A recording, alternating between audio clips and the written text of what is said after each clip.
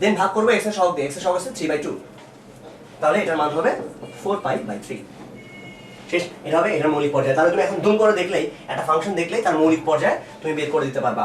Just পাওয়ারটা দেখবা, নিচে এটা দিয়ে ভাগ করবা। দেন এবার আসো, এটা যখন আমরা বলেই ফেললাম, এটাকে আরেকটু জেনারেলাইজ করা যাক, আরেকটু বড় করা যাক। কিরকম? ধরো 7 sin to the power 5 twice x plus π/3 plus 8 cos to the power 4 twice x plus π/3 plus 9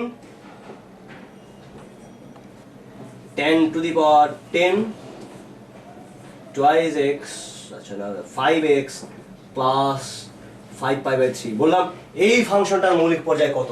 উড়ি বাবা রে, দেখছো কি ভয়ঙ্কর অবস্থা। এটা এটা এটা এই তিনটার একসঙ্গে যোগ করা আছে তার মৌলিক পর্যায়। তোমার প্রথম কাজ হচ্ছে ছোট ছোট পিস করে করে আগে চিন্তা করো, আগে এদেরকে নিয়ে চিন্তা করো, তারপরে কি করা হবে আমরা বলছি। তারপরে আসলে আমরা লসাগু করবো। ওকে, লসাগু পরে করা যাচ্ছে, আগে এটা দেখি।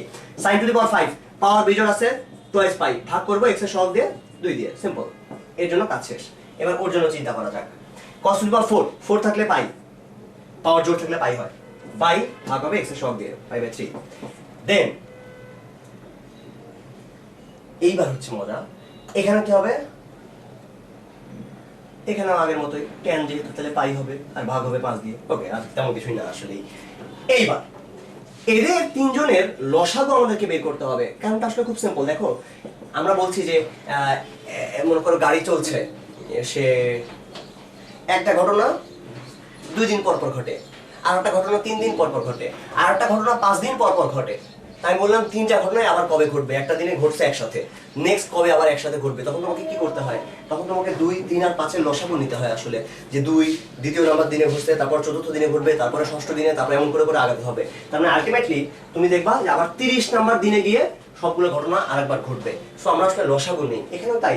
একটা জিনিস এইটা পরপর ফিরে আসে, আরেকটা জিনিস এটা পরপর ফিরে আসে, এটা যে আরেকটা জিনিস এটা পরপর ফিরে আসে, তাহলে তিনটাই একসঙ্গে কখন ফিরে আসবে সেটা বুঝতে গেলে তোমাকে এই তিনটা লসাগু নিতে হবে।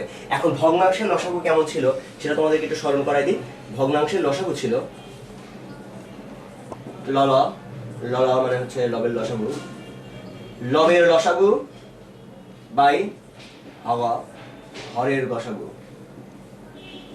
লবের লসাগু বাই হরের গসাগু। এটা করলে তুমি ভগ্নাংশের লসাগু পেয়ে যাবা, লল বাই হগ মানে লবের লসাগু বাই হরের গসাগু। ওকে, তাহলে লবের লসাগু করা যাক।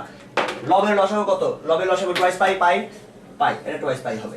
পাইকে নিয়ে চিন্তা করবো না, খালি বাকি দুটো নিয়ে 2 1 1, আর নিচে 2 3 আর 5 এর গসাগু কত? 1। সো এই যে এত বড়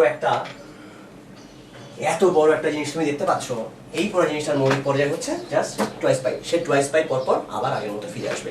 এই হচ্ছে টোটাল আলোচনা আমাদের মৌলিক পর্যায় সংক্রান্ত। তাহলে তোমার মৌলিক পর্যায় নিয়ে আর কোনো ঝামেলায় তোমাকে কখনো পড়তে হবে না। এবার আসো আমরা নেক্সট জায়গায় যাব। আমরা এবারে আরেকটা চ্যাপ্টার নিয়ে একটু বলি, সেটা হচ্ছে বিপরীত বৃত্তীয় ফাংশন।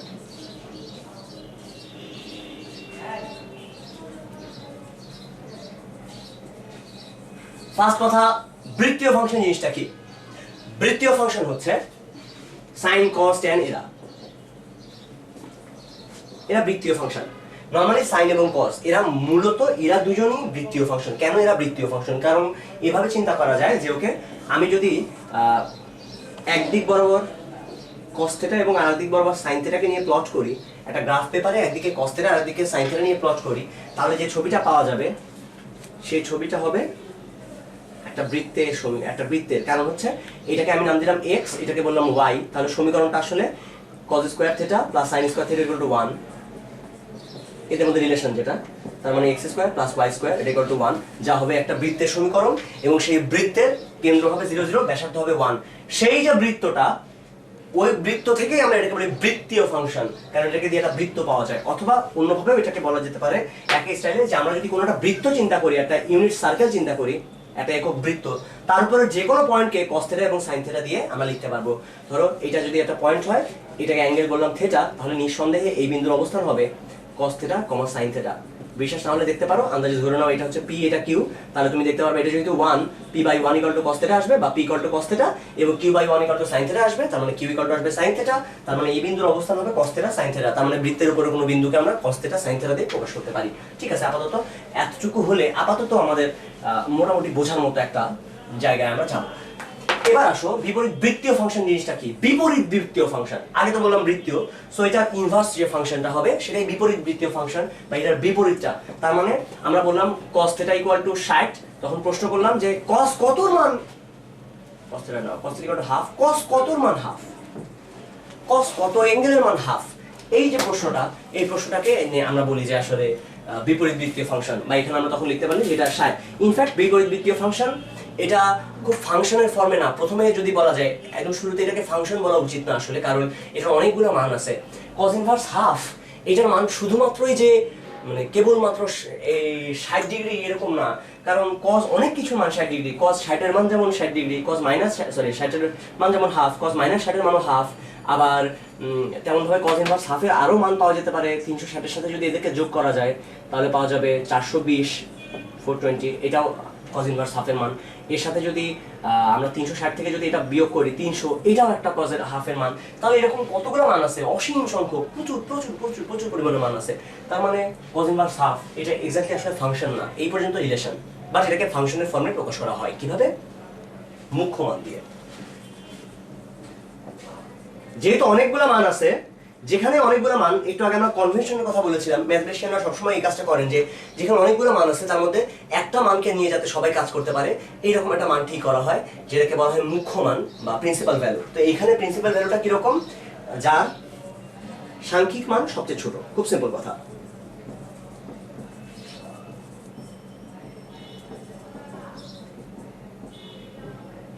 যার সাংখ্যিক মান সবচেয়ে ছোট আমরা সেটাকে বলি মুখ্য মান।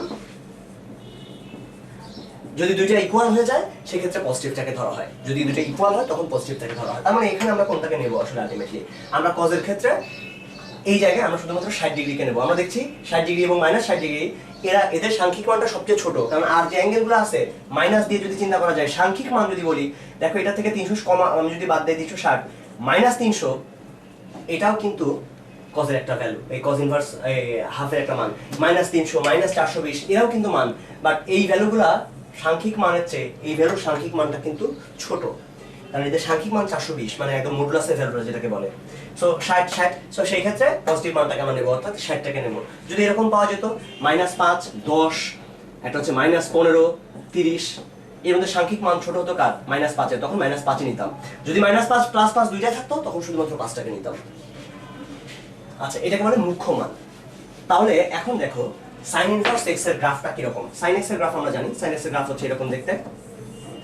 পৃথিবীর যে কোনো ফাংশনকে যদি ইনভার্স করতে হয় একটা বেসিক রুল আছে, একটা রুল দিয়ে সব ফাংশনের গ্রাফ আমরা ইনভার্সের গ্রাফ বের করে ফেলতে পারি সবকিছুর। সেটা হচ্ছে তুমি y = x রেখাটার সাপেক্ষে রিফ্লেকশন নেবে, y = x রেখার সাপেক্ষে রিফ্লেকশন নিলে ইনভার্স ফাংশন পাওয়া যায়। কারণটা আসলে খুবই সিম্পল, আমরা জানি একটা ফাংশনের বিন্দুগুলো কিরকম, যদি এরকম হয় একটা পয়েন্ট হচ্ছে 2, 4, আর একটা বিন্দু ধরলাম যে 4, 5, এটা যদি ফাংশনের গ্রাফটা হয় তাহলে ইনভার্স ফাংশনের গ্রাফে নিশ্চয়ই 4, 2 এবং 5, 4 বিন্দুগুলো থাকবে। এটা কি ফিল করতে পারো?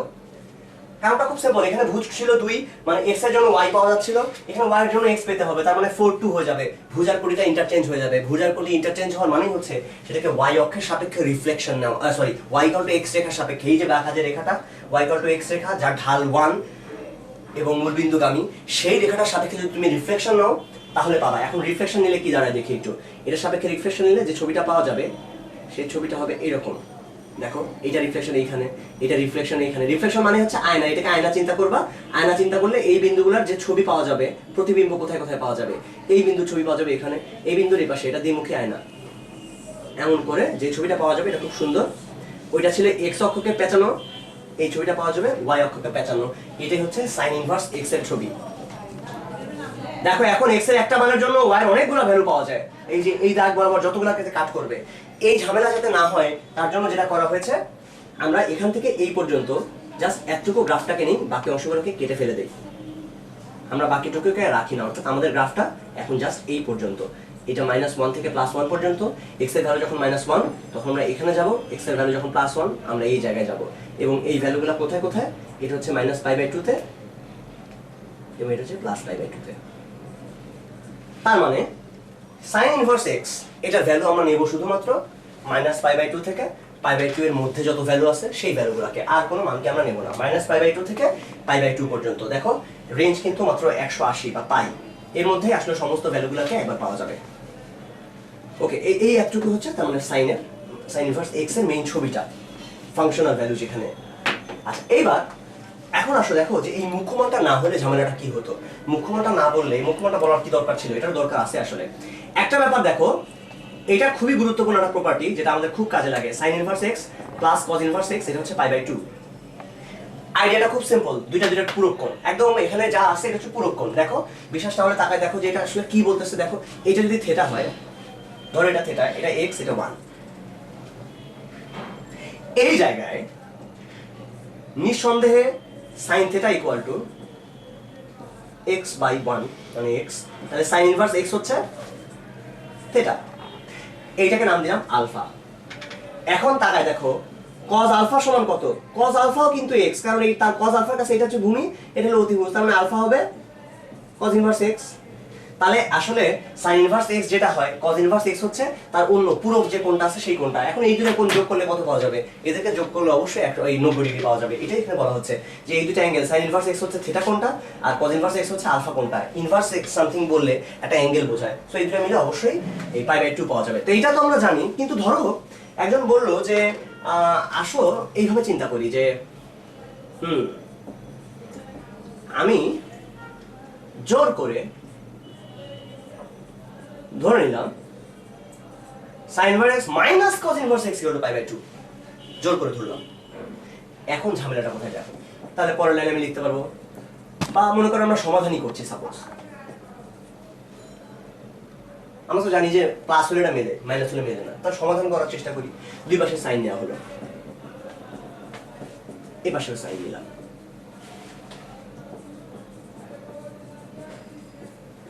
এখানে থাকবে শুধু x, এই পাশে থাকবে cos inverse x, that means x যা কি হলো, x আর x সমান হয়ে গেল। তার মানে কি, তার মানে x এর যে কোনো ভ্যালুর জন্য এটা সত্যি, কিন্তু এটা আসলে সত্যি না, কারণ এখানে প্লাস হলে তখন একটা ব্যাপার ছিল। আমরা কি কখনো এটা বলতে পারি যে এটা বিয়োগ এটা সমান এটা হবেই না। এটা যদি এটা ডাবল হতো তখন একটা ঘটনা হতে পারতো যে এটা 60 ডিগ্রি, এটা হয়তো আছে 30 ডিগ্রি, সেই ক্ষেত্রে বিয়োগ করলে π/2 এটা আসার একটা চান্স, আসলে তাও হয় না, কারণ এটা কখনোই হবে না। আসলে দুইটার বিয়োগফল, দুইটা অ্যাঙ্গেল বিয়োগ করে π/2 হবে। একটা অ্যাঙ্গেল π/2 এর চেয়ে বড়, এর মানে কি যে একটা অ্যাঙ্গেল π/2 এর চেয়ে বড়, যে এই অ্যাঙ্গেলটা π/2 এর চেয়ে বড়, এটা আসলে হবে না কখনো। তাহলে কি হলো আসলে, আমরা এখানে কি করলাম? এটাই আসলে ঝামেলা হয়েছে যে আমরা যখনই এরকম ভ্যালুটা চিন্তা করেছি, এই জায়গায় যখন হিসাব করতে হয়েছে, তখন আসলে আমাদেরকে প্রিন্সিপাল ভ্যালুর আইডিয়াটা এখন ধারণা রাখতে হবে। ইনফ্যাক্ট এই ত্রিভুজের মধ্যে যদি এই ঘটনাটা সত্যি হতে হয়, এটা ত্রিভুজের মধ্যে সত্যি হওয়া আসলে সম্ভব না, যে কারণে এই লাইনটা আমরা লিখতেই পারি না। আসলে যদি প্রিন্সিপাল ভ্যালু দিয়ে চিন্তা করি, মুখ্য মানের হিসাব করলে এই লাইনটা কখনো সত্যি হবে না, যে কারণে আমরা এর পরের ধাপগুলোতে আসলে আগাতে পারবো না। এটাই এখানকার প্রবলেমটা। সো মুখ্য মানের ধারণাটা দরকার। আচ্ছা যাই হোক, এবারে আচ্ছা এখানে আরো বেশ কিছু অঙ্ক আছে যেগুলো আমরা জানি, বাট আমরা আসলে অঙ্ক দিকে আমি যেতে চাচ্ছি না, কারণ আলটিমেটলি এই জিনিসগুলো খুব বেশি সোজা। আচ্ছা আরেকটা ব্যাপার একটু বলে ফেলা যাক, কিছু ফর্মুলা আছে, এটা একটু ফিল করানো যাক। আমরা জানি tan a plus b এর ফর্মুলাটা কি, tan a plus b এর ফর্মুলা হচ্ছে tan a plus tan b by 1 minus tan a tan b। এইটা আর এটা যে একই ফর্মুলা, এটা চেঞ্জ করতে শেখো।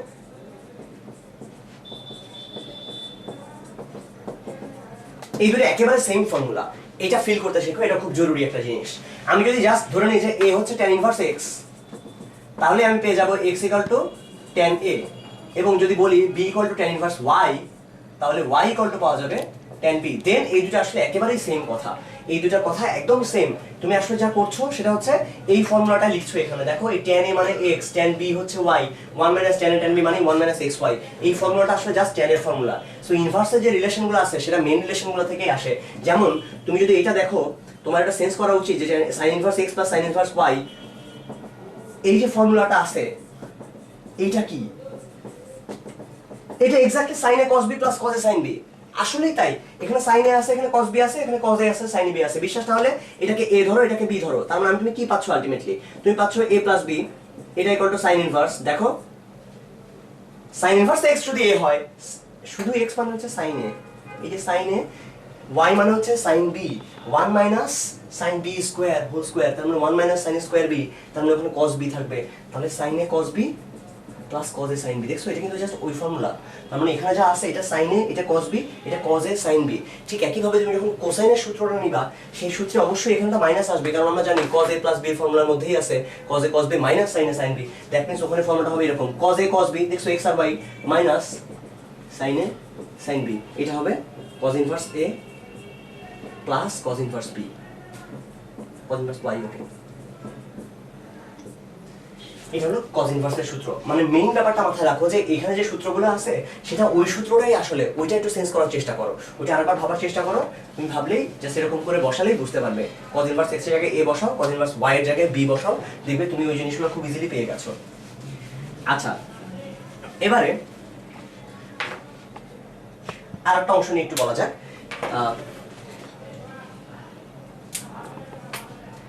ত্রিকোণমিতিতে সমাধানের চ্যাপ্টারটা আমাদের খুবই গুরুত্বপূর্ণ আসলে। সমীকরণের সমাধান, ত্রিকোণমিতিক সমীকরণের যে সমাধানগুলো, সেখানে অনেক ধরনের জিনিস নিয়ে আমাদেরকে সমাধান করতে হয়। যেমন একটা প্রবলেম নিয়ে বলা যাক যেটা খুব বেশি কমন, যেটা খুব বেশি বারবার আসে। ধরো এরকম একটা প্রবলেম দিয়েছে যে cos inverse x plus √3 sin x, cos x plus √3 sin x, এটার মান হচ্ছে 1, এটাকে সমাধান করো। আচ্ছা, এই জায়গায় আমরা যেটা করি সেটা হচ্ছে এটা সহগ এবং এটা সহগের স্কোয়ার নিয়ে দুইটাকে যোগ করে তার রুট দিয়ে ভাগ করি, অর্থাৎ 1 স্কোয়ার যোগ √3 স্কোয়ার, দুইটাকে স্কোয়ার করলাম, তাকে যোগ করলাম, তারপর রুট নিলাম, কত আসলো? আসলো 1 + 3, তার মানে √4, দ্যাট মিন্স 2। আমরা 2 দিয়ে সবাইকে ভাগ করে দিলাম। আচ্ছা, এখন আমি তোমাদেরকে বোঝাতে চাই যে এই কাজটা কেন করলাম, মানে এইটা আসলে কেন করা হয়। এবং জেনে রাখো এটা শুধুমাত্র 1 আর √3 থাকলে যে হবে তা না, পৃথিবীর যে কোনো সংখ্যা যদি এখানে থাকে এ বি ইচ্ছা মতো ধরো, তাহলে এটা মিলবে। আইডিয়াটা কি? বেসিক আইডিয়া হচ্ছে আমার যদি এরকম কিছু থাকে, এসব আমরা জেনারেলি ফর্মটা দেখি তাহলে আরো বেশি মাথার মধ্যে থাকবে। এখানে যা খুশি হলো, তুমি চাচ্ছ ভাগ করতে কত দিয়ে? √a² + b² দিয়ে। কেন তুমি √a² + b² দিয়ে ভাগ করবা? দেখো ত্রিভুজ থেকে দেখার চেষ্টা করো। যদি এই ত্রিভুজের একটা বাহু a এবং আরেকটা বাহু b হয়, তাহলে এই যে ত্রিভুজটা, এই সমকোণী ত্রিভুজটার অতিভুজ হবে √a² + b²। তার মানে সেই সমকোণী ত্রিভুজে a/√a² + b², এইটা হবে cos θ, যদি এটাকে θ বলা যায়। তাহলে এইটা cos θ হলে বাকিটা অর্থাৎ b/√a² + b², এইটা sin θ হতে বাধ্য। এটা আগে ফিল করো যে এটা যদি cos θ হয়, আমি যদি cos θ = a/√a² + b² ধরি, তাহলে b এই sin θ অটোমেটিক্যালি b/√a² + b² হবেই। ঠিক একই ভাবে আমি যদি a/√a² + b² এটাকে cos θ চিন্তা করি বা sin θ চিন্তা করি, তাহলে বাকি যে পার্টটা আছে অর্থাৎ b/√a² + b², এটা তখন cos θ হয়ে যাবে। অর্থাৎ একটা সাইন হলে আর একটা cos হবেই। তার মানে এই যে দুইটা জিনিস আমরা পেয়েছি, এদের যে কোনো একটাকে আমি যদি একটা কোণের সাইন বলি, আর একটা একই কোণের cos হবেই। দেখো এখানে এখন যা হয়েছে সেটার দিকে তাকাও। আমি যদি এইটাকে কোনো কোণের সাইন বলতে পারি, হ্যাঁ পারি। কিরকম কোন কোণের? আমরা জানি হ্যাঁ এটা sin 30 ডিগ্রি, π/6। তখন তোমার এদিকে তাকাতে হবে না, তুমি শিওর থাকতে পারো এটা cos π/6 হবেই। যদি এটা sin π/6 হয়, ওইটা cos π/6 হবেই, তোমাকে আর মানে আলাদা করে বলে দিতে হবে না। তুমি যদি এটাকে এইভাবে না লিখে অন্যভাবে লিখতে চাও, যে ওকে আমি এইভাবে লিখবো না, আমি অন্যভাবে লিখতে চাই, আমি বলছি এটা হচ্ছে cos π/3, cos 60 ডিগ্রির মান, তাহলে তুমি শিওর যে ওইটা sin π/3 হবেই। আসলে এটাও সত্যি। সো তুমি যেভাবে খুশি তোমার মতো করে এই অংশটুকু সাজিয়ে নাও। দেন এখানে হাফ থাকলো, এখানে তুমি যা খুশি নিতে পারো। এটা করলে সুবিধা হচ্ছে এখন তুমি ফর্মুলা পেয়ে গেছো, cos a cos b + sin a sin b formula, বা আগে যেমন পেয়েছিলে sin a cos b + cos a sin b formula. এখানে যেটা আসবে সেটা হচ্ছে cos x - π/3, এটা ইকুয়াল টু ওই পাশে আমি বললাম cos কত হলে হাফ হয় বলো তো? cos π/3 হলে হাফ হয়। দুই পাশে একই জিনিস রাখবা। দেন cos θ = cos α হলে আমি একদম শুরুতেই বলেছিলাম, তখন θ = হবে 2in π ± α। এখান থেকে তুমি একবার প্লাস চিন্তা করো, একবার মাইনাস চিন্তা করো, দুইটা কেস তুমি আলাদা করে পেয়ে যাবা। x এর দুইটা ভ্যালু ওখানে চলে আসবে। আচ্ছা, এবার একটা অঙ্ক করা যাক, যে অঙ্কটা আমাদের সময় এসেছিল বুয়েট ভর্তি পরীক্ষায়। আমরা যখন 2004-05-এ ভর্তি পরীক্ষা দিয়েছিলাম, সেই সময় এই অঙ্কটা আমরা সলভ করেছিলাম। না, অঙ্কটা একটু দেখি। প্রবলেমটা ছিল sin 2 theta equal to cos 3 theta. এটা ছিল আমাদের বেলায় আসা প্রবলেমটা। দেখো নরমালি সলভ করতে গেলে কি করব, আমরা জানি যে কিছুই করার নাই আমাদের সামনে প্রবলেমে, এখানে সূত্রে ফেরানো ছাড়া কিচ্ছু করার নেই। cos 3 থিটা ছিল 4 cos cube theta minus 3 cos theta. Then একটা ব্যাপার খুব গুরুত্বপূর্ণ, খবরদার খবরদার কোনো ভ্যালু এখান থেকে ফেলে দেবে না। যেমন এখান থেকে ইচ্ছা হলো যে হ্যাঁ cos থিটা বাদ দিয়ে দিলাম, সবার সাথে ভাগ করে দিলাম, এই কাজটা কখনো করবা না, এটা করাটা খুবই বড় একটা অন্যায়। আচ্ছা এসো আমরা এক কাজ করি, cos থিটাটাকে কমন নিয়ে রাখি, এক কাজ করি সবাইকে একপাশে নিয়ে আসি আগে। Minus 3 cos theta plus 2 sin theta cos theta, এটা ইকুয়াল টু প্লাস মাইনাস, আমরা সবাইকে ওই পাশে নিয়ে গেলাম। দেন এখন cos কে আগে কমন নিয়ে নিই, cos থিটাকে কমন নিলে যা পাওয়া যাবে সেটা হচ্ছে 4 cos square theta minus 3 minus 2 sin theta, এটা ইকুয়াল টু 0। তাহলে হয় cos থিটা ইকুয়াল টু 0 অথবা বাকি পার্টটা 0, দ্যাট মিন্স এই অংশটা। তো এই অংশটাকে একটু ভেঙে ফেলা যাক, cos স্কয়ারকে আমরা ভেঙে ফেললাম, সবাইকে সাইনে নিলে আমাদের সুবিধা। তাহলে যা পাওয়া গেল সেটা হচ্ছে এরকম 4 sin square theta plus 2 sin theta plus 1 equal two 0। এবার এটাকে কি করা যাবে, এটাকে তেমন কিছুই করার দরকার নেই। এসো আমরা এক কাজ করি, sin থিটা সরাসরি ভ্যালু বের করে ফেলি। sin থিটা ইকুয়াল টু -2, ঠিক আছে তো? হ্যাঁ এখানে করলে না, এটা -1, কারণ এটা সবাই মাইনাস, এটা প্লাস, ঠিক আছে। -2 plus minus root over b square minus b plus minus root over b square minus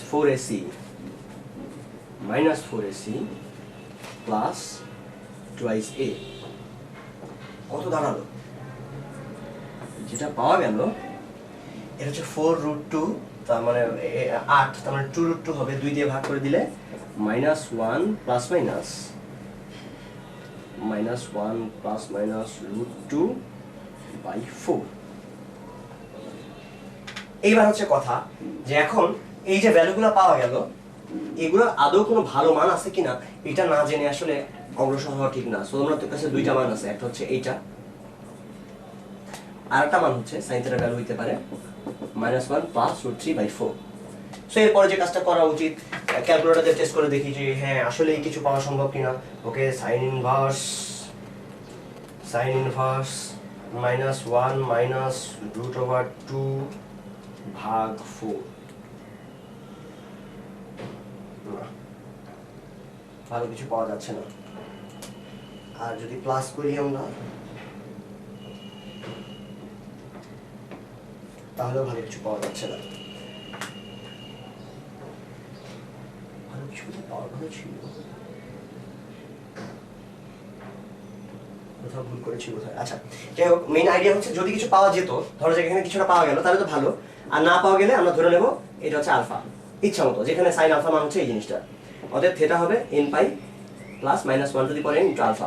আর ঠিক একইভাবে ওইটাকে এর বেটা ধরে নাও, যেখানে থিটা হচ্ছে n pi plus n two the power -1 to the power n into বেটা, যেখানে আলফা বেটার পরিচয় দিয়ে দেবে যে সাইন আলফা হচ্ছে এটা, সাইন বেটা হচ্ছে এটা। আর যদি কোনো সুন্দর মান পাওয়া যায় 15 ডিগ্রি, এরকম মান কিন্তু পাওয়া যেতে পারে, যে ভ্যালুগুলো মানে সবসময় মাথার মধ্যে থাকে না, 15 ডিগ্রি বা এই জাতীয় যে মানগুলো আছে। ওকে, এই প্রবলেমটাকে আসলে এত কষ্ট করে করার কিছু নেই, এটাকে চাইলে আরো খুব সহজ করে করা যায়, আমরা সেটাও একটু করে ফেলি। সহজ করে করার আইডিয়াটা খুব সিম্পল, যে cos 3 থিটা এটা ইকুয়াল টু sin 2 থিটাকে আমরা লিখতে পারি cos π/2 - 2 থিটা। দেন আমরা জানি cos theta equal to cos alpha যদি হয় তখন কি লেখা যায়, আমরা লিখতে পারি যে হ্যাঁ তখন হবে 3 theta equal two twice n pi plus minus. এখন আমরা দুইটা কেস নেব, একটা প্লাস একটা মাইনাস। প্লাস যদি নিই তাহলে পাওয়া যাবে 3 পাই 3 থিটা ইকুয়াল টু, দেখেন এই পাশে নিয়ে আসলো 5 থিটা সমান সমান টুয়াইস n পাই প্লাস এটা, আর থিটা ইকুয়াল টু,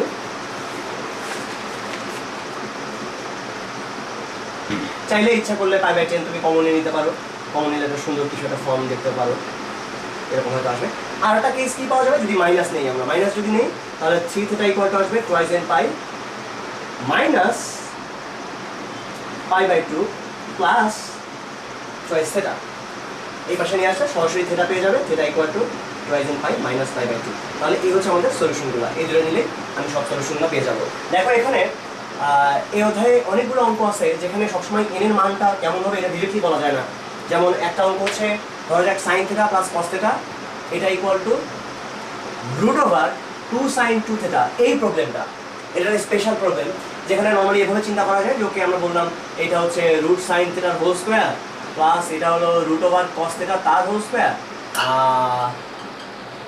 এইখানে যেটা আছে সেটাকে এইভাবে চিন্তা করি, এটা হচ্ছে √2 × 2 sin থেটা cos থেটা, এদিকে নিয়ে আসি তাহলে পাওয়া যাবে রুট সাইন থেটার হোল স্কোয়ার প্লাস √cos থেটার হোল স্কোয়ার মাইনাস এখানে যে 4 আছে এটাকে নিয়ে যাবে, 4 কে বাইরে বের করলে 2 × √sin theta × √cos theta equal to 0। বা যেটা পাওয়া যাবে সেটা দেখতে এরকম,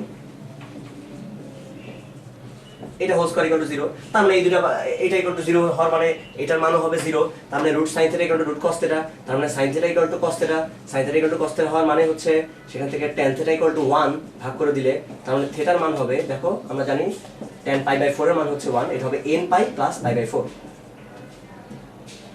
এইবার হচ্ছে কথা, অ্যানসার তো পাওয়া গেল, তখন আমাদের মনে হতে পারে হ্যাঁ তাহলে এগুলো সবই সুন্দর অ্যানসার, আমরা অ্যানসার পেয়ে গেছি। তুমি যদি এই পর্যন্ত রেখে আসো এবং বলো যে ওকে সবসময় এটা কিন্তু বলতেই হবে যে n হচ্ছে একটা পূর্ণ সংখ্যা আসে, আচ্ছা এই পর্যন্ত বললে উত্তর আসলে হবে না। কেন হবে না? কারণ n এর মান তুমি বলতে চাচ্ছ যে কোনো পূর্ণ সংখ্যা হলে সত্যি, আসলে কথাটা ঠিক না। যেমন এখানে এটার মান হচ্ছে nπ প্লাস π/4, তার মানে পায়ের যে কোনো গুণিতক প্লাস π/4 এ, অর্থাৎ সেটা কোথায় যায়? যদি n এর মান 0 হয় তাহলে মানটা পাওয়া যাবে এখানে, n এর মান 1 হলে এখানে, n এর মান 2 হলে এখানে, n এর মান 3 হলে এখানে, অর্থাৎ দুইটা কোয়াড্রেন্টে মান পাওয়া যাচ্ছে, এটা ফার্স্ট কোয়াড্রেন্টে আর থার্ড কোয়াড্রেন্টে। এখন চিন্তা করো sin theta plus cos theta এই দুটোর যোগফল যেটা আছে √2 sin 2 থেটা, এটার মান কিন্তু সবসময় পজিটিভ, রুটের মধ্যে যাই থাক না কেন এটার মান পজিটিভ। √16 এটার ভ্যালু কিন্তু জাস্ট 4, খবরদার প্লাস মাইনাস 4 বলে ভুল করো না, এটার মান জাস্ট 4। ফর্মুলাটা হচ্ছে এরকম, √a² এটা equal two modulus of a। যাই হোক, সো √16 এর মান সবসময় 4, সবসময় 4, কখনোই প্লাস মাইনাস 4 না। তেমন ভাবে √2 sin 2 থেটা এটার মান সবসময় পজিটিভ, সো এই দুটো যোগ করলে পজিটিভ আসতে হবে। এখন তাকায় দেখো এই ঘরে sin থেটা cos থেটা দুইটাই পজিটিভ, এটা ফার্স্ট কোয়াড্রেন্ট, থার্ড কোয়াড্রেন্টে sin থেটা cos থেটা দুইটাই নেগেটিভ। দুইটাই যদি নেগেটিভ হয় এই দুটো জিনিস যোগ করে তুমি কখনো পজিটিভ জিনিস পাবা না। তার মানে এই ঘরের কোনো অ্যানসার তুমি আসলে নিতে পারবা না। তার মানে এই জায়গায় কোন কোয়াড্রেন্ট তোমাকে নিতে হবে? আলটিমেটলি তুমি থার্ড কোয়াড্রেন্ট নিতে পারবা না, সবসময় এখানে এর মানটা হতে হবে জোড় সংখ্যা। সো বিজোড় সংখ্যা তুমি নিতেই পারবা না, এর মান যখনই বিজোড় হয়ে যাবে তখনই থার্ড কোয়াড্রেন্ট চলে আসবে, থার্ড কোয়াড্রেন্ট তুমি এখানে নিতে পারছো না। এই জায়গায় এই অ্যানসারের এর মান শুধু জোড় সংখ্যা। ওকে, তাহলে আমরা এটা শিওর থাকবো আর কি, এটা দেখে রাখতে হবে। এবারে চলো ত্রিভুজের গুণাবলী চ্যাপ্টার থেকে কিছু অংশ ছোট করে বলে ফেলা যাক।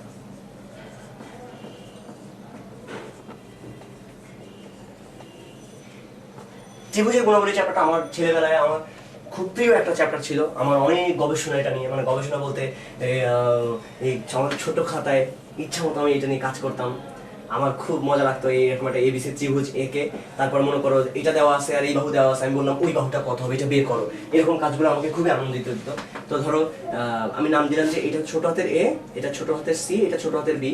সাধারণত এই কোণগুলার বিপরীত বাহুগুলা কোণের নাম অনুসারে নামকরণ করা হয় ছোট হাতের দিয়ে, মানে বাহুগুলার দৈর্ঘ্য, এগুলো জাস্ট দৈর্ঘ্যটা, এসি বাহুর দৈর্ঘ্য হচ্ছে বি। মনে করো এই সি আর এ দেওয়া আছে, বললো বি এর মান কত, তখন তুমি কিভাবে বের করবা?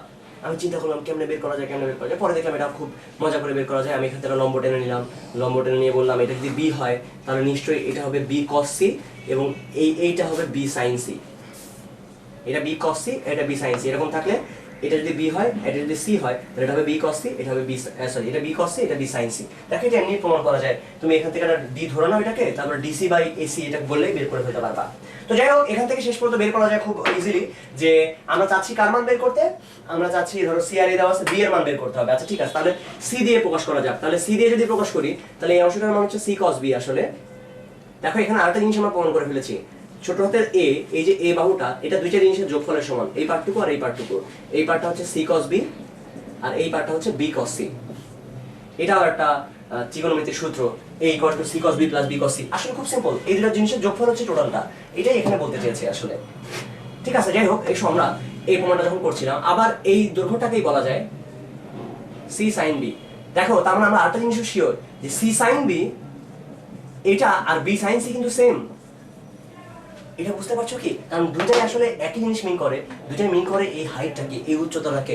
বি সাইন সি আর সি সাইন বি এবং বি সাইন সি এরা দুজনেই একটা উচ্চতাকে নির্দেশ করে। তার মানে দেখো আমরা আরেকটা দারুণ জিনিস প্রমাণ করে ফেলেছি, সি বাই সাইন সি এটা equal to b by sine b, যেটাকে আমরা বলি ত্রিভুজের সাইন সূত্রটা। দেখো এগুলো সবকিছু একসাথে কত সুন্দর করে রিলেটেড, একই জিনিস মিন করে। সি সাইন বি যা, এই যে সি সাইন বি হচ্ছে এই হাইটটা, বি সাইন সিও একই হাইট মিন করে। আচ্ছা যাই হোক, আমরা এবারে এখান থেকে চাইলে অনেক কিছু দেখতে পারি আমরা ত্রিভুজের এই ফর্মটা থেকে। যেমন আমরা বলতে পারি যে হ্যাঁ এই ত্রিভুজটা থেকে বলা যাক বি স্কোয়ার ইকুয়াল টু এটার square, that means C sine B square অতিভুজ স্কোয়ার লম্ব স্কোয়ার প্লাস ভূমি স্কোয়ার। ভূমি হচ্ছে A minus C cos B whole square. এ তো পুরোটা, আর তার থেকে সি কস বি বাদ দাও। এই দুটো তুমি যদি যোগ করে দাও তাহলে যেটা পাবা সেটা দাঁড়াবে এরকম, হ্যাঁ এই C square sine square B, এখানে C square cos square B. বুঝো এই দুটো মিলে কিন্তু সি স্কোয়ার হবেই। আচ্ছা ঠিক আছে, যদি এখনো বুঝতে কষ্ট হয় দরকার নেই, আমরা আগাচ্ছি। এখানে হবে 2ac cos b plus c square cos square b. দেখো এই দুটো যদি তুমি যোগ করো, এই দুটো যোগ করলে পাবা সি স্কোয়ার প্লাস এ square minus 2ac cos b। তুমি যেটা পেয়েছো বি এর মান কিন্তু তুমি পেয়ে গেছো, এবং শুধু বি এর মান পাইছো তাই না, তুমি আরেকটা ফর্মুলা জেনে গেছো, সেটা হচ্ছে 2ac cos b এটা equal to b square minus c square plus A square minus b square. That means cos b equal to c square plus a square minus b square by 2ac। দেখো একটা ছোট্ট ত্রিভুজ নিয়ে এতটুকু গবেষণা করতে করতে তিনটা ফর্মুলা আমরা অলরেডি তাকিয়ে ফেলেছি। আমরা দেখেছি যে এইটাকে c sin b ও লেখা যায়, b sin c ও লেখা যায়। c sin b আর b sin c তার মানে সমান, দুটোই হাইট নির্দেশ করে, ওখান থেকে সাইন সূত্র পেয়েছি। তারপর বলেছি দেখো এই অংশটাকে বলা যায় c cos b আর এটাকে বলা যায় b cos c। তার মানে আমরা জানি c cos b plus b cos c equal to a, just এই দৈর্ঘ্যটা মিন করে। আবার এতটুকু করতে গিয়ে আমরা যেটা পেয়েছি সেটা কোসাইন রুল। দেখো আমরা কতটুকু একটা জিনিস, এতটুকু একটা ত্রিভুজ নিয়ে ভাবতে গিয়ে কত কিছু অলরেডি এর মধ্যে বের করে ফেলছি। সো ত্রিভুজ নিয়ে অনেক মজার একটা জিনিস। এখন তোমাদেরকে বলি যে কখন মাঝে মাঝে তোমরা কনফিউশনে পড়তে পারো। ত্রিভুজ যেমন সোজা, তেমন ত্রিভুজ নিয়ে চিন্তা করতে গেলে কনফিউশনেরও অনেক জায়গা আছে। যেমন ধরো যে একটা অঙ্ক হচ্ছে এরকম, তিনটা বাহু দেওয়া আছে, √3 + 1, √3 + 1, √3 - 1, এই দুইটা, আর তাদের মধ্যবর্তী কোণ হচ্ছে 60 ডিগ্রি। বলছে অন্য কোণ এবং বাহুগুলো বের করো, এটাকে বলে ত্রিভুজ সমাধান করা। একটা ত্রিভুজকে যদি বলে এই ত্রিভুজটাকে সমাধান করো, তার মানে ত্রিভুজের বাকি যা যা লাগবে, বাকি আর তিনটা জিনিস যেগুলো আছে, আমরা জানি ত্রিভুজে তিনটা বাহু তিনটা কোণ থাকে, এখানে দুইটা বাহু একটা কোণ দেওয়া আছে, বাকি যেগুলো, বাকি দুইটা কোণ একটা বাহু তোমাকে বের করতে হবে, সেগুলো কত হবে।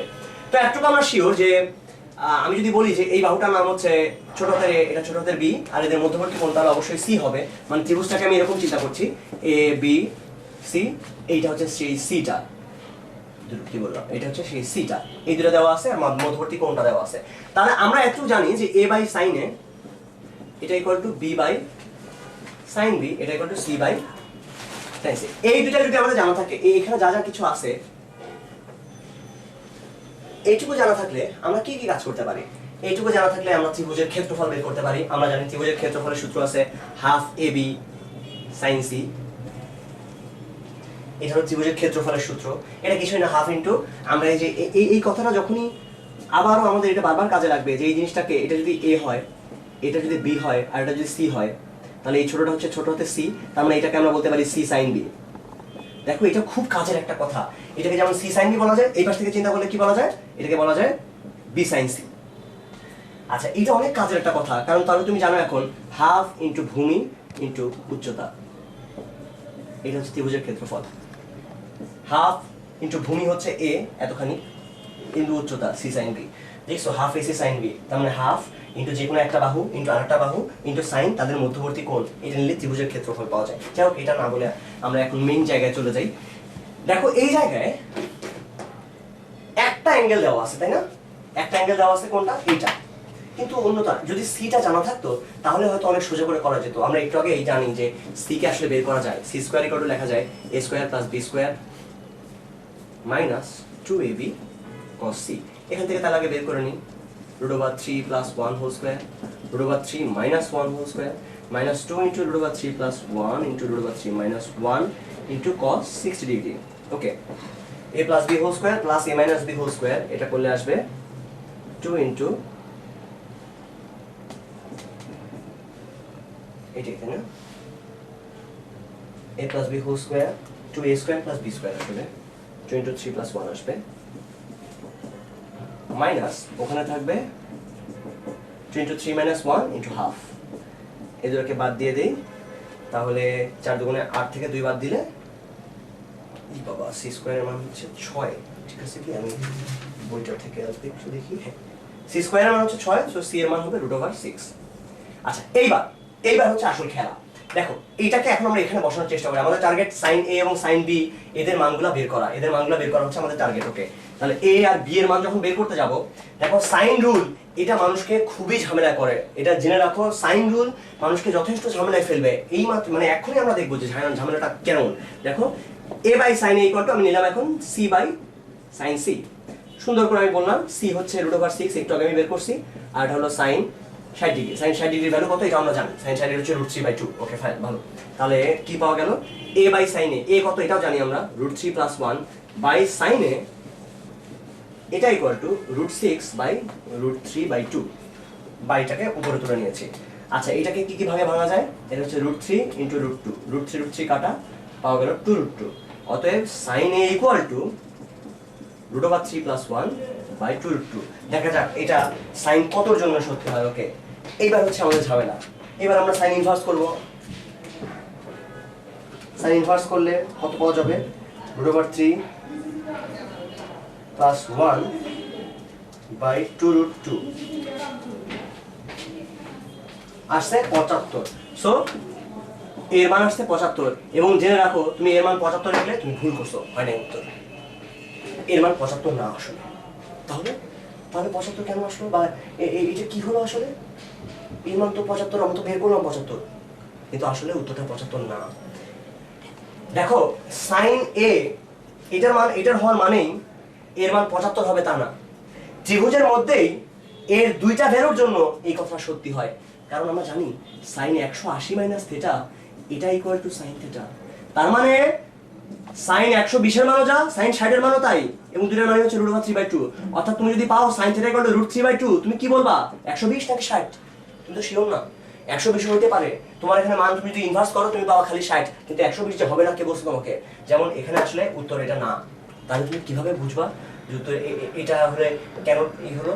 তাহলে এটা বোঝার একটা ওয়ে আছে, একটা ওয়ে হচ্ছে তুমি অন্যটা দিয়ে এখন টেস্ট করে দেখো, অন্যটা যদি দেখো, কিন্তু তুমি তো আর দেখবা না। নরমালি মানুষ কি করে, অলরেডি সি এর মান যখন আসে 60 ডিগ্রি, এর মান পেয়ে গেলাম 75 ডিগ্রি, দুইটা যোগ করলে তাকে 180 থেকে বাদ দিলে বাকিটা তো এমনি পেয়ে যাবো, আর কষ্ট করে এখানে কে করতে যাবে?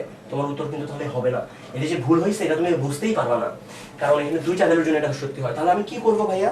ওকে, একটাই ওয়ে আছে, সেটা হচ্ছে তুমি এখান থেকে সরাসরি কজের ফর্মুলা দিয়ে অ্যাঙ্গেলটা বের করে নাও, অথবা বি এর দিকে তাকাও, বি এর দিকে তাকালেই বুঝতে পারবা। তাহলে আমরা দেখলাম যে ওখানে মান আসছিল 75 ডিগ্রি, দ্যাট মিন্স এটা আরেকটা মান হতে পারে 105 ডিগ্রি, হয় 75 হবে নয়তো 105 হবে, কারণ sine 180 - theta equal to sine theta. বাকিটা তাহলে কেমন হবে, বাকিটার দিকে তাকানো যাক।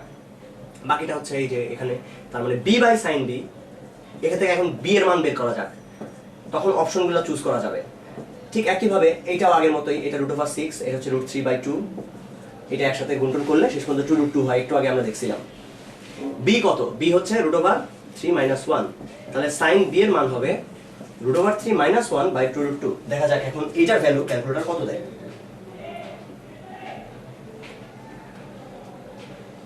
এটার ভ্যালু হচ্ছে 15 ডিগ্রি। এইবার হলো ঝামেলা, তার মানে এটার মান যেমন 15 হতে পারে, আরেকটা হতে পারে, কত হতে পারে? এটার মান আরেকটা হতে পারে 165 হতে পারে। এখন হচ্ছে তোমার ডিসিশন নেওয়ার পালা যে কোনটা হবে। যাই হোক, আসলে লাকিলি ঠিকই আছে, মানে এখানে ভয় পাওয়ার কিছু নাই। আসলে এই অঙ্কে দেখো অলরেডি একটা দেওয়া ছিল 60, তার মানে বাকি দুইটা যোগ করে 120 হতে হবে, এটা তো শিওর, কারণ তিনটা কোণের যোগফল আমরা জানি 180। সো এখান থেকে এখন তুমি বুঝতে পারবা যে এখান থেকে একটা নাও আর এখান থেকে একটা নাও, নিয়ে দুইটা যোগ করে 120 বানাইতে হবে। তাহলে তুমি কোনটা নিবা? 15 আর এই 75 নিয়ে পারবা না, 15 আর 105 তুমি যদি নাও, যেহেতু দুইটা যোগ করে 120 বানাতে হবে, এটা হবে না শিওর, তাহলে 15 আর 105 এটা নিলে গা দুইটা যোগ করে 120 বানাতে পারবা। একটা কোণ তো 60 দেওয়াই আছে, তাহলে বাকি দুইটা যোগ করে 120 হতেই হবে, তুমি সেই 120টা এখান থেকে মিলাচ্ছ। তাহলে দেখো অ্যান্সার 15 আর ওটা হচ্ছে 105। তার মানে দেখো তুমি যে 75 ভাবছিলা এই 75 ডিগ্রি অ্যান্সারটা ঠিক না, তাহলে তুমি কি করবা? এই জায়গায় সাইন ব্যবহার করার দরকার নেই, তুমি কোসাইনে আরেকবার অ্যাপ্লাই করো। তুমি তো তিনটা ভ্যালু জানো, তুমি জানো এটার মান হচ্ছে √3 + 1, একটা √3 - 1, আচ্ছা এটা √3 + 1, এটা √3 - 1 এবং এটা √6। তিনটা যদি ত্রিভুজে তিনটা বাহু জানা যায় তাহলে cos নিলে সব কোণ পেয়ে যাবা। একটু কষ্ট হবে বাট তুমি অবশ্যই পারবা। যেমন cos a, এখন এটার ভ্যালু আমি ইজিলি বলতে পারবো, এটা হচ্ছে a কোণের বিপরীত বাহু, তো এখানে থাকবে a স্কয়ার, আমার ফর্মুলাটা দাঁড়াবে এরকম /2bc। এখন খুব সুন্দর করে তুমি বলতে পারবে হ্যাঁ b স্কয়ার করলাম, b স্কয়ার মানে হচ্ছে √3 - 1 হোল স্কয়ার। cos দিলে সুবিধাটা কি? cos এর কখনো এরকম একটা ত্রিভুজের মধ্যে দুই রকম মান আসে না, একই ত্রিভুজের মধ্যে cos এর দুই রকম মান নাই, কারণ cos ফার্স্ট কোয়াড্রেন্ট আর সেকেন্ড কোয়াড্রেন্টে দুই জায়গায় দুই রকম মান দেয়, এখানে পজিটিভ এখানে নেগেটিভ। আমরা জানি cos এর মান এখানে পজিটিভ আর এখানে নেগেটিভ, কিন্তু সাইনের ক্ষেত্রে এখানেও পজিটিভ এখানেও পজিটিভ, অর্থাৎ দুই কোয়াড্রেন্টেই একটা করে মান সাইনের থাকতে পারে। cos এর ক্ষেত্রে এই চান্সটা নাই, এই কারণে তুমি এখান থেকে খুব সুন্দর করে দেখবা যে এর মান এখন খুব সুন্দর করে তুমি পেয়ে যাবা যে এটা হবে 105 ডিগ্রি, বা তুমি যেরকম আশা করতেছিলা এটা আসলে 105 এর মতোই আসবে। হ্যাঁ ওকে ঠিক আছে। আচ্ছা এবার ত্রিভুজের গুণাবলীতে আরেকটা জিনিস একটু বলা যাক, সেটা হচ্ছে কিছু জিনিসের মধ্যে সম্পর্ক একটু বলা যাক। ধরো একটা বড় ত্রিভুজ আছে, সেই ত্রিভুজটার পরিকেন্দ্র আর অন্তকেন্দ্রের মধ্যে আমরা একটা সম্পর্ক স্থাপন করি। অন্তকেন্দ্র এই জিনিসটা অন্তকেন্দ্র না, আসলে অন্তঃব্যাসার্ধ বলা যায়। অন্তঃব্যাসার্ধ আমরা বের করার চেষ্টা করছি। ত্রিভুজের অন্তরের ভিতরে একদম ভিতরে ত্রিভুজের তিনটা বাহুকে টাচ করে যে বৃত্তটা যাবে সেই বৃত্তকে আমরা বলি অন্তবৃত্ত। সেই অন্তবৃত্তের ব্যাসার্ধ হচ্ছে অন্তঃব্যাসার্ধ, তাকে আমরা ছোট হাতের আর দিয়ে মার্ক করলাম। এখন বললাম ত্রিভুজের দেওয়া আছে শুধুমাত্র এ বি সি, ত্রিভুজের তিনটা বাহুর দৈর্ঘ্য দেওয়া আছে, সেটা দিয়ে আর বের করতে হবে। কেমনে বের করা যাবে? আইডিয়াটা দেখো, খুব সিম্পল। আমরা জানি এই পুরা ত্রিভুজের ক্ষেত্রফল, এটা হবে তিনটা ত্রিভুজের ক্ষেত্রফলের যোগফল। ত্রিভুজ এবিসি এই পুরোটার ক্ষেত্রফল হবে, এই ডেল্টা সমান হবে ত্রিভুজ ক্ষেত্র ওবিসি প্লাস ত্রিভুজ ক্ষেত্র ওসিএ প্লাস ত্রিভুজ ক্ষেত্র এওবি। এবং দেখো ত্রিভুজ ক্ষেত্র ওবিসি এটা হচ্ছে হাফ ইন্টু এআর, এ হাফ ইন্টু ভূমি ইন্টু উচ্চতা। ঠিক একইভাবে ওটা হচ্ছে হাফ ইন্টু বিআর, এটা হচ্ছে half into CR. That means যা পাওয়া গেল সেটা হচ্ছে আর কমন নিলে পাওয়া গেল a plus b plus c by 2 বা আর ইন্টু এস। এস হচ্ছে অর্ধ পরিসীমা, a plus b plus c by 2, এটা অর্ধ পরিসীমা আমরা আগে থেকে জানি। সো যেটা পাওয়া গেল সেটা খুব দারুণ একটা equation, delta equal to r s. এটা দিয়েই আমরা তিনটা জিনিস জানা থাকলে, দেখো তিনটা জিনিস জানা থাকলে তো আমরা এস জানি, এস জানলে ডেল্টাও জানি। হেরনের ফর্মুলা আছে, হেরনের সূত্র আমাদেরকে বলে, হেরনের সূত্র যে ত্রিভুজের তিনটা বাহু যদি হয় এ বি এবং সি, তাহলে তাদের অর্ধ পরিসীমা এস হলে ফর্মুলা হবে S into S minus A into S minus B into S minus C. এটা হচ্ছে হেরনের সূত্র থেকে ত্রিভুজের ক্ষেত্রফল বের করা। আগে ক্ষেত্রফল বের করবো, দেন তারপরে সেখান থেকে এস দিয়ে ভাগ করে দিলেই তুমি পেয়ে যাবা আর এর মানটা, অর্থাৎ ত্রিভুজের অন্তর ব্যাসার্ধের মানটা তুমি এখান থেকে পেয়ে যাবা। আচ্ছা, আর আমরা পরিব্যাসার্ধ সম্পর্কেও এখান থেকে বলতে পারি। আসলে আমরা চাইলে পরিব্যাসার্ধের সাথে যদি অন্তর্ব্যাসার্ধের সম্পর্ক করতে চাই, আমরা অলরেডি এটা জানি যে a বাই sin a, একটা ত্রিভুজে a by sin a equal to b by sin b equal to c by sin c equal to 2r। এখন আমরা এটাও জানি ত্রিভুজের ক্ষেত্রফল হচ্ছে half bc sin a, suppose যে কোনো দুইটা নিলেই হলো। তাহলে এখান থেকে sin এর মান যেটা পাওয়া যাবে সেটা কি হবে? এটা হবে half bc into sin a মানে হলো a বাই 2r, বা ডেল্টা ইকুয়াল টু পাওয়া যাবে 4 ডেল্টা ইকুয়াল টু পাওয়া যাবে, আচ্ছা 4r ডেল্টা লিখে ফেলি নিচ থেকে, a b c। 4r delta হচ্ছে a b c। আর তুমি চাইলে একটু আগে যেটা বলছো ডেল্টা ইকুয়াল টু rs, ওটা যদি বসিয়ে দাও তাহলে এখান থেকে তুমি এদের মধ্যে একটা সম্পর্ক পেয়ে যাবা যেটা 4r ইনটু ছোট হাতের r ইনটু s, এটা equal two a b c। এই তিনটা দৈর্ঘ্য গুণ করলে তুমি পেয়ে যাবা ত্রিভুজের ক্ষেত্রফল, ত্রিভুজের তিনটা বাহুর মানে গুণফলের সমান। এটা এখান থেকে বলা যায়। আচ্ছা,